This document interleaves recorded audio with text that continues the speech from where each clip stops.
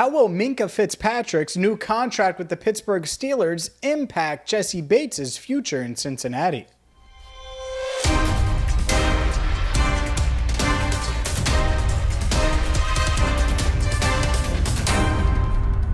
Hi again, everyone. I'm James Rapien of AllBengals.com and Cincinnati Bengals Talk. Welcome into CBT, where boy, oh boy, did some news drop on.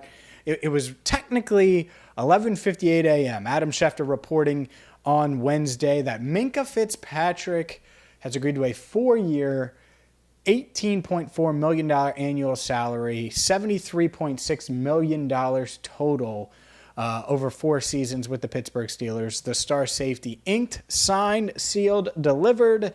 And look, on paper, makes a lot of sense for the Steelers. He's a 2-time All-Pro, 2-time Pro Bowler. He's only 25 years old, and he's one of the best safeties in the NFL.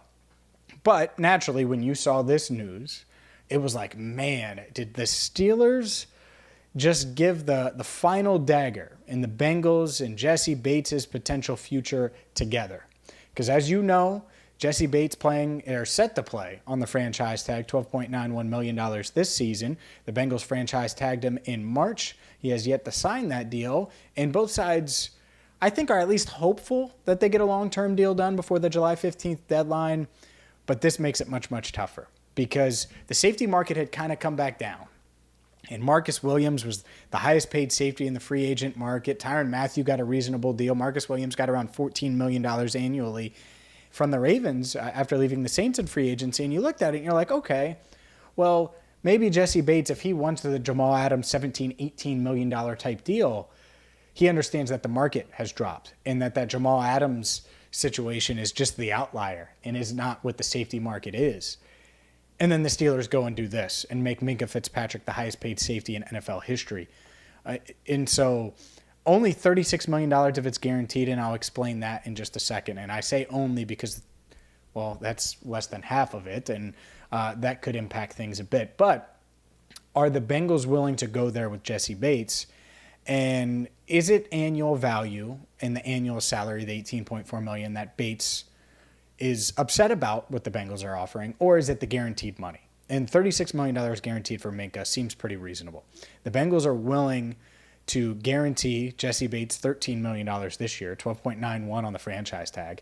If he played great, I think there's a possibility where they would tag him again next offseason. Not saying it's most likely, but they could. And so if you do that with those 2 years, that would be roughly $28 to $30 million guaranteed that you'd be given to Bates for 2 years. So if you're giving him, let's say, a 4-year extension, you can't go 4 years, $40 million guaranteed, and $70 million overall, or $65 million overall. And that's the part. Because I think the Bengals 65, they might be willing to do. The guaranteed part is, I don't know. I don't. And that's, are they going to be willing to go there with Jessie Bates? A lot of you are going to bring up, well, James, they're going to have guys like Joe Burrow, T. Higgins, Jamar Chase. Well, let's address Jamar Chase. Jamar Chase is under team control for 2022, 2023, 2024, and they have a 5th-year option through 2025. And then if they got to the tag part, you could tag him back-to-back years. And I'm not saying that's what you want to do, but this idea that they're already staring down the barrel of a Jamar Chase extension, they can extend him after the 2023 season. And maybe they do. But let's not freak out about something that's way down the line that doesn't necessarily impact anything. For example, Tyler Boyd's contract up after the 2023 season. Joe Mixon probably up after the 2023 season. So there are guys that are going to be gone or are going to come back at lesser deals and things like that. There's going to be plenty of money to go around for that and for those guys. But Joe Burrow, if you want to extend him next year, next offseason, if you want to extend T. Higgins, what you do with Bates now does impact that sum. That doesn't mean that they can't keep all of these guys. And that's kind of where I'm at, is look at it as the Bengals don't view Jessie Bates as this primetime game-changing safety. Because that's what they're saying. Because they can look at what the Rams have done, look at what some of these teams have done, and I'm not saying the Bengals are going to manage the cap like the Rams, but they could certainly keep Bates, Chase, Burrow, Higgins, and insert whatever other young player that you're thinking that they would want to re-sign.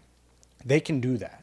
Logan Wilson, they can do that. That is not going to be impossible or insane or crazy or no. It is not keep Bates, lose Higgins, or lose Higgins to keep Bates. That's not how it works. That being said, I think the Bengals look at this and they say, well, Minkah Fitzpatrick is a 2-time All-Pro.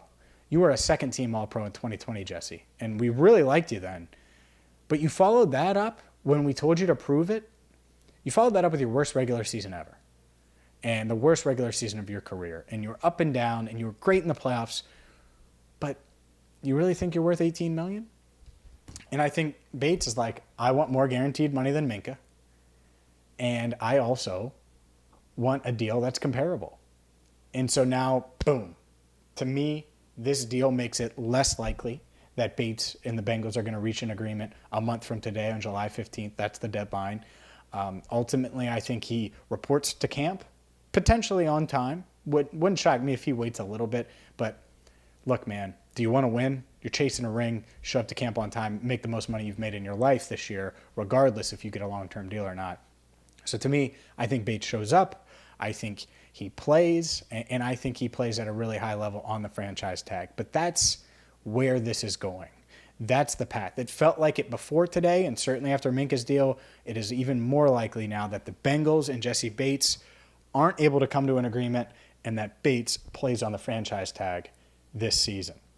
For more, make sure you check out allbengals.com, also the Locked On Bengals podcast here on YouTube or wherever you get your podcasts. And until next time, for our channel coordinator, Andrew Fox Miller, I'm James Rapien, signing off for now right here on CBT, Cincinnati Bengals Talk.